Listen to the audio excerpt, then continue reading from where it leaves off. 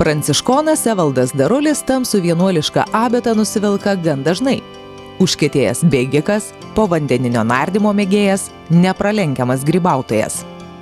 Šis vilties bėgimas broliui Evaldui jau 9. Kasmet bėgdavo maksimumą 10 km. Asmeninis rekordas 43 minutės. Ne kiekvienas suspėtų. Tačiau šiemet po naujųjų broliui Evaldui buvo atlikta menisko operacija ir gydytojai šių metų maksimumą pusmaratonį bėgti griežtai uždraudė. Todėl brolis Evaldas ir vėl liks prie 10 km starto linijos. Kartu jis kviečia ir jūs. Jau keletą metų Lietuvoje broliai pranciškonai organizuoja vilties bėgimą Klaipėdoje, kuris yra skirtas paremti onkologinę ligą sergančius ir jų artimuosius.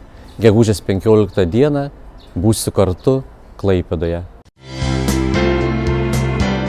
Gegužės 15 dieną apkabinkime viltį drauge. Bėgikų registracija 5 starto vietose vyks nuo 11 iki 13 valandos. Išankstinė registracija viltiesbėgimas.lt. Dėmesio! Prekybos centre Akropolis registracija atšaukta. Gegužės 11-14 dienomis bėgikų registracija vyks lengvosios atletikos manieže. Taikos prospektas 54. Gegužės 11-13 dienomis nuo 14 iki 19 valandos. Gegužės 14 dieną nuo 10 iki 19 valandos. Ačiū.